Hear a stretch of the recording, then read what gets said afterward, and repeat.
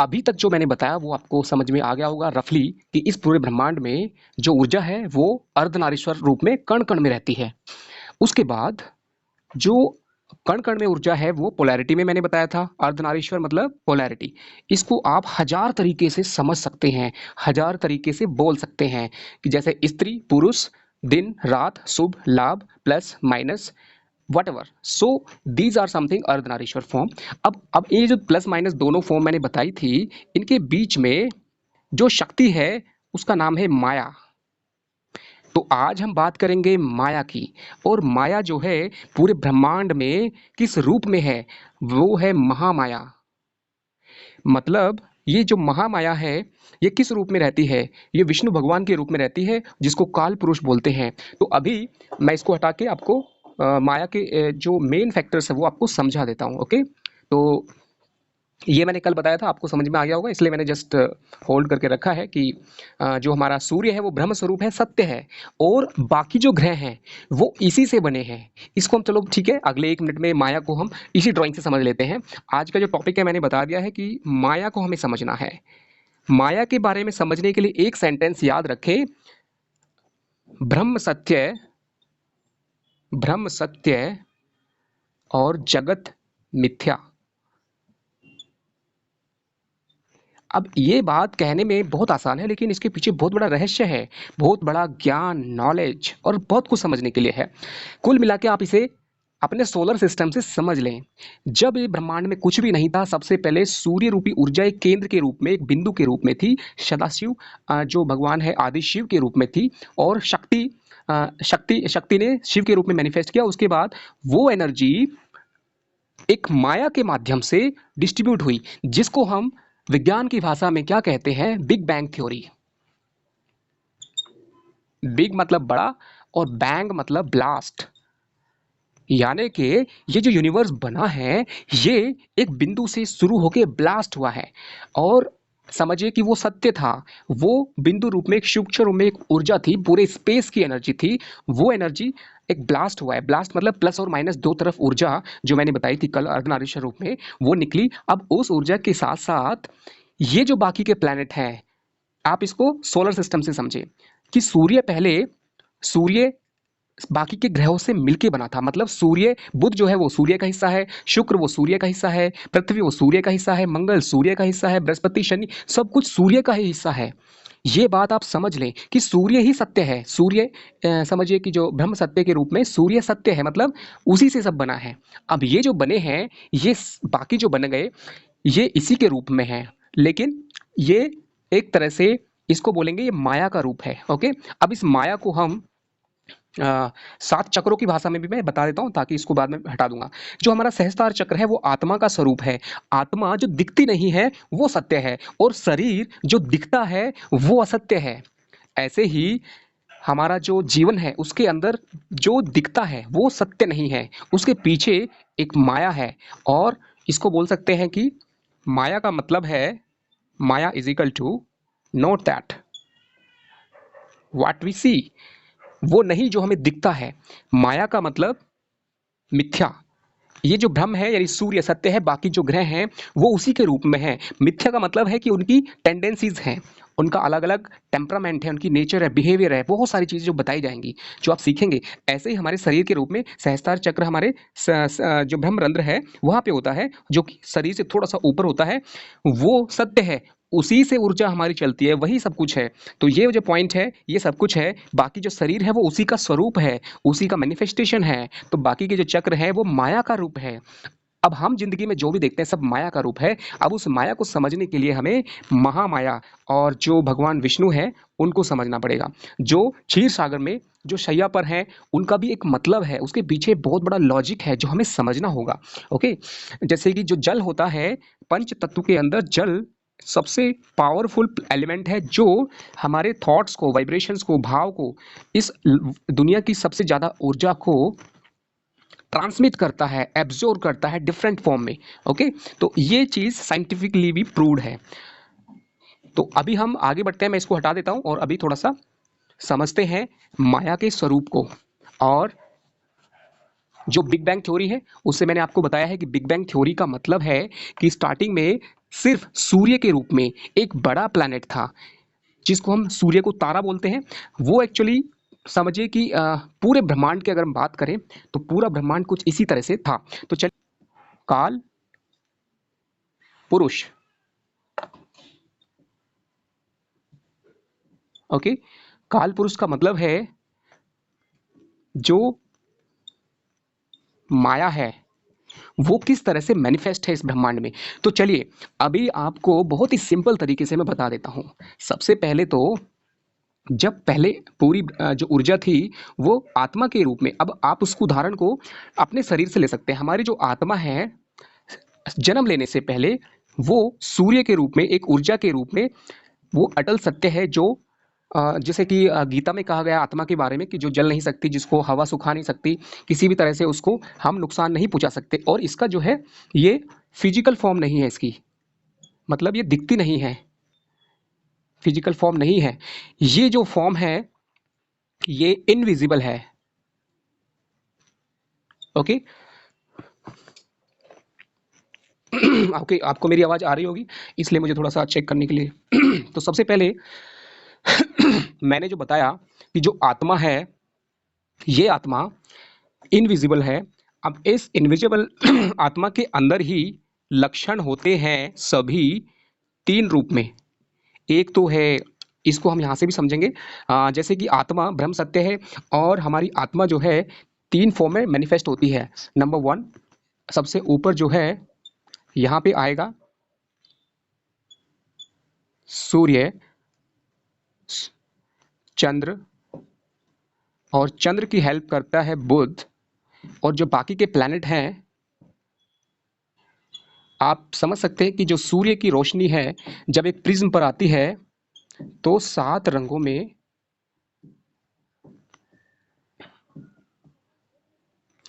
ये सूर्य रूपी प्रकाश जो कि कलरलेस है, जो समझ सकते हैं कि it is like divine energy and which is not visible, तो इनविजिबल है, इनविजिबल।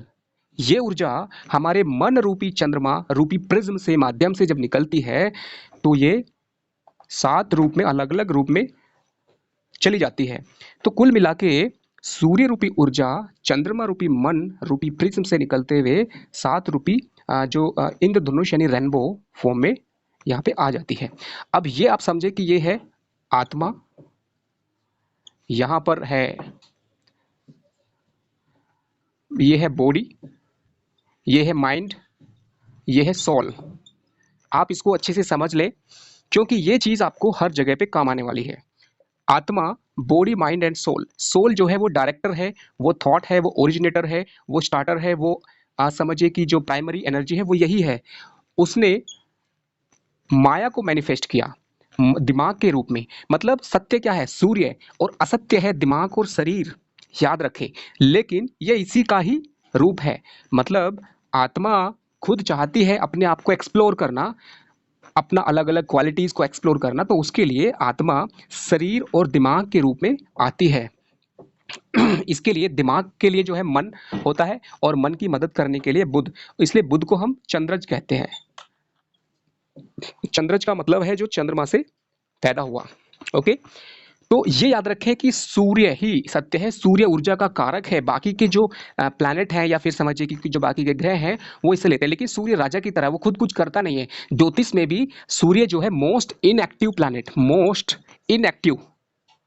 इनएक्टिव का मतलब इस माया जगत में सूर्य का काम है सिर्फ देना एनर्जी, और वो एनर्जी अलग अलग फॉर्म में काम करती है। ये सत्य है और ये माया है। माया मन के रूप में, मतलब हमारा जो दिमाग है वो अपने आप में एक बहुत ही बड़ा माया का सेंटर है। यानी कि जो माइंड है ये अपने आप में centre of illusion, mind is a centre of illusion. उसके लिए माइंड को सब कुछ सच सही लगता है। अगर ये बोर्ड है, इसको मैं टच करता हूँ, दिमाग मुझे बताता है कि ये वाकई में बोर्ड है।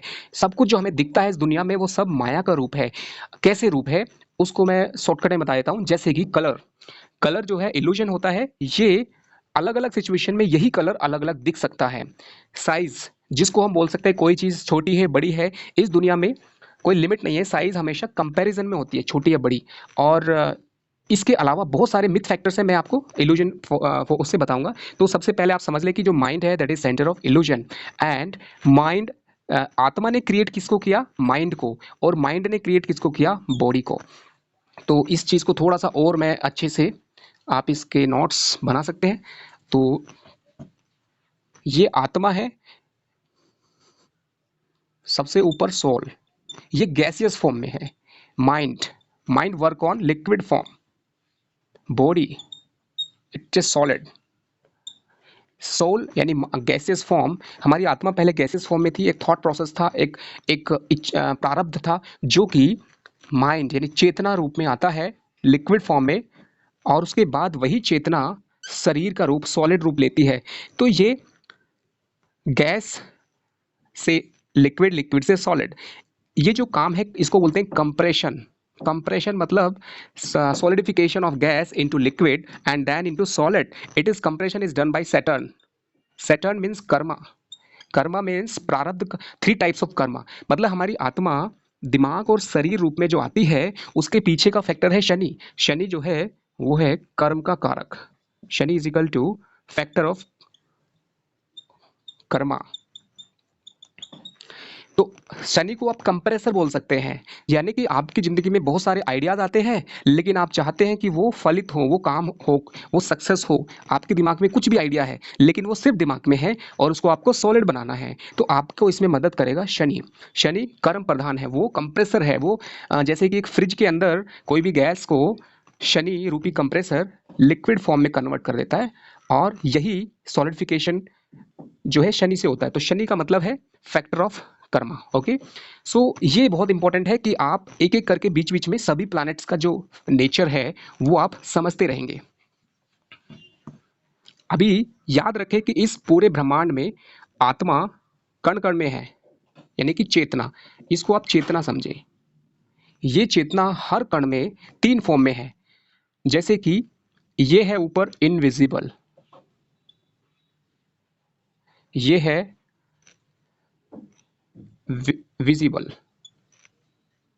और ये है सेमी। ये एक्चुअली विष्णु, ये विष्णु रूप है जो ब्रह्म सत्य को इस जगत से जोड़ता है। वो है विष्णु रूप, वो है काल पुरुष। आज का जो विषय है वो है काल पुरुष। तो काल पुरुष विष्णु रूप इस जगत के इनविजिबल पार्ट को मैनिफेस्ट करता है विजिबल पार्ट में। आप इस छोटी सी बात को डेली लाइफ एग्जांपल से समझ सकते हैं। वो कैसे? किसी भी कंपनी का मालिक, बॉस के दिमाग में एक आइडिया आता है जो कि सूर्य के समान है। वो बॉस अपने मैनेजर रूपी चंद्रमा को, ये मैनेजर है, उसका प्लान बताता है। मैनेजर का काम है उसको प्लान बनाना, और प्लान बनाने में कौन मदद करता है? बुध, मर्क्यूरी। ये जो बुध है, ये बुध प्लानिंग बनाता है। इसलिए जिसका बुध अच्छा होगा वो मैनेजर की तरह अच्छा काम करेगा। जिसका सूर्य अच्छा होगा वो बॉस यानी आइडियाज के लिए स्ट्रांग होगा। अभी ये बुध का जो काम है मैनेज, प्लानिंग, ये एक्शन होना चाहिए। मतलब जमीनी स्तर पर काम जो होता है वो शनि करता है। शनि को आप सेवक भी बोल सकते हैं। शनि का मतलब वर्कर, शनि का मतलब जो ग्राउंड रियलिटी है, ये कितना स्ट्रॉन्ग आइडिया है, वो strong idea as it is अगर जमीन पर उतरना है तो उसके लिए इसका जो एनर्जी का ट्रांसफर है, सूर्य से चंद्र और चंद्र से बुध और बुध से शनि, यानी कि जिसका सूर्य स्ट्रांग है, चंद्रमा स्ट्रांग है, बुध स्ट्रांग है, ये तीनों मिलके शनि की मदद करेंगे और वो काम अंजाम हो जाएगा। लाइफ के अंदर भी आप इसे रेमेडीज के फॉर्म में समझ सकते हैं। किसी भी इंसान का अगर सूर्य का मतलब है विल पावर, अगर विल पावर स्ट्रांग है तो ब्रह्मांड से ज्यादा ऊर्जा ली जा सकती है। इसके ऊपर क्या है? ये ब्रह्मांड है, यूनिवर्स। यूनिवर्स से एनर्जी, इसे आप समझ सकते हैं कि ये गूगल, जैसे कि गूगल काम करता है, ये गूगल का डाटा बैंक है, और ये आपकी आत्मा है, आत्मा रूपी कंप्यूटर है जो डाटा वहाँ से ले सकता है। और उसके लिए क्या चाहिए? नेटवर्क चाहिए, आपकी कनेक्टिविटी चाहिए। सेम वे सूर्य अच्छा मतलब नेटवर्क अगर अच्छा है तो आप डाटा ले सकते हैं, उस डाटा को आप प्लान कर सकते हैं अगर आपका सॉफ्टवेयर अच्छा है, आपका मैनेजमेंट अच्छा है, और अगर आपका हार्डवेयर अच्छा है तो आप उसको प्रॉपरली प्लान करके एग्जीक्यूट कर सकते हैं। तो बहुत सारे तरीके से आप समझ सकते हैं। तो ये सारा जो विषय है इसको हम किधर लेके जा रहे हैं, माया को समझने। अभी माया का टॉपिक स्टार्ट नहीं हुआ है, बट आप याद रखें कि जो बॉस होता है कंपनी का, वो आइडियाज लगाता है, उसका काम है आइडियाज लगाना, जो कि गैसियस फॉर्म में होता है, जो कि बाहर नहीं आता है। उसी आइडिया को चंद्रमा रिसीव करता है। चंद्रमा रिसीव करके बुध की मदद करता है। तो चंद्रमा का काम क्या है? चंद्रमा का काम है उस आइडिया को विजुलाइज करना, इमेजिनेशन। चंद्रमा यहाँ पर क्या करेगा? इमेजिनेशन एक्सप्लोर कर देगा। चंद्र मानी सूर्य से अगर हमें छोटा सा आइडिया मिलता है, समझिए कि एक टॉपिक मिल गया कि आज का जो टॉपिक है वो है माया के ऊपर बोलना। तो ये आत्मा ने या आइडिया ने, मन ने, जो हमारा सूर्य है उसने आदेश दिया कि आत्मा के माया के ऊपर आज का टॉपिक हमें बोलना है। अगर चंद्रमा स्ट्रांग होगा तो इस छोटे से टॉपिक को कितना बड़ा कर सकते हो आप, कितना एक्सपैंड कर सकते हो, कितना अच्छे से एक्सप्लेन कर सकते हो, ये सारी चीज आपका चंद्रमा बताएगा। अब उस चंद्रमा की मदद करेगा बुध। बुध क्या करता है? एक्सप्रेशन। बुध क्या करता है? किसी चीज को लिंक करना। बुध का मतलब है बिजली। बिजली का मतलब इलेक्ट्रिसिटी, मतलब इलेक्ट्रॉन्स, मतलब हमारे शरीर का जो इलेक्ट्रिसिटी सिस्टम है वो बुध है। इसको हम क्या बोल सकते हैं कि हमारा माइंड जो है वो कैसे काम करता है? न्यूरॉन से। NURONS, न्यूरॉन्स यानी मेमोरी यानी माइंड। जितना स्ट्रांग बुध होगा उतना स्ट्रांग आपको जो सूर्य से आइडिया मिला है उसको चंद्रमा एक्सपेंड करेगा, इमोशंस जोड़ेगा, भावना जोड़ेगा, और उस भावना के साथ में उस को इलेक्ट्रिफिकेशन बुध करेगा। वो कैसे? मतलब उसको अरेंज करना। चंद्रमा तो क्या है? पानी की तरह फैल जाता है, पानी की तरह बहने लगता है, पानी की तरह बहुत सारे आइडियाज एक साथ आते हैं, लेकिन उनको अरेंज करना है, एक अच्छे से तरीके से एक्सप्लेन करना है, तो बुध हेल्प करेगा यहाँ पर। तो आप इसे समझ जाए कि माया जो है वो दिमाग से शुरू होती है, बोस जो है वो सत्य है, लेकिन जो नीचे का है वो सब माया रूप है। वो कैसे कराना है? जैसे कि हमारी जिंदगी में हमारी आत्मा वो सत्य है, लेकिन वो जिंदगी को कैसे चलाना है, वो सारी चीजें एक माया का रूप है। ओके, तो आगे बढ़ते हैं। अभी जो पृथ्वी है, अर्थ, इसके चारों तरफ, इस पृथ्वी के चारों तरफ, ये पृथ्वी है, इस पृथ्वी के चारों तरफ जो एक बेल्ट है 30 डिग्री, 360 डिग्री को आपने 12 में डिवाइड किया, तो मेष, वृष, मिथुन, कर्क, सिंह, कन्या, तुला, वृश्चिक, धनु। मेष, वृष, मिथुन, कर्क, सिंह, कन्या, तुला, वृश्चिक, धनु, मकर, कुंभ, मीन। तो यहाँ पे मीन राशि आएगी। ये अभी शॉर्टकट में बताया, बट इसके पीछे एक बहुत बड़ा फिलॉसफी है, बहुत बड़ा समझने के लिए एक विषय है। तो आप इतना समझ लें कि इस पूरे ब्रह्मांड में कण कण में सत्य रूपी ऊर्जा विराजमान है, जो इनविजिबल है, दिखती नहीं है। वो सूर्य की ऊर्जा है। वही ऊर्जा उसी कण के अंदर, एक कण ये है, उस कण के अंदर सूर्य भी है, उस कण के अंदर बाकी के ग्रह भी हैं। सत्य रूपी ऊर्जा, सूर्य रूपी ऊर्जा एक हर कण के अंदर है। और वो कैसे अरेंज है? ये स्पेस है, एक पर्टिकुलर जगह है पूरे ब्रह्मांड में। आप इसे भूल जाइए पहले और थोड़ा सा इसको समझिए कि जैसे कि हमारा बॉडी है, हमारा शरीर है, उसके अंदर समझ लीजिए, या कहीं पे जगह समझ लीजिए। पर्टिकुलर जगह पर पूरे ब्रह्मांड में कहीं पर भी सारे ग्रह का एनर्जी का एक ग्रिड होता है, एक जाल होता है। उसी के अंदर सूर्य भी है, उसी जाल के अंदर चंद्रमा, सभी ग्रहों का एक ऊर्जा रूप है। जैसे जो सेल होती है हमारे शरीर की कोशिका, उसके अंदर भी सारे ग्रह, सारी राशियां हैं, हमारी बॉडी में भी हैं, और कण कण में सब जगह विराजमान है। और उनका एक ग्रिड होता है। ग्रिड का मतलब काल पुरुष ग्रिड, काल पुरुष ग्रिड। ग्रिड को आप मैट्रिक्स भी बोल सकते हैं। मैट्रिक्स का मतलब क्या है?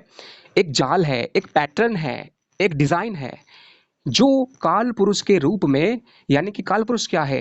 राशियों के रूप में स्पेस या फिर प्रकृति, और उन राशियों के बीच में चेतना रूपी ग्रह। जैसे कि अगर आपका शरीर है, बॉडी है, उसके अंदर सभी राशियां हैं जो कि प्रकृति का स्वरूप है,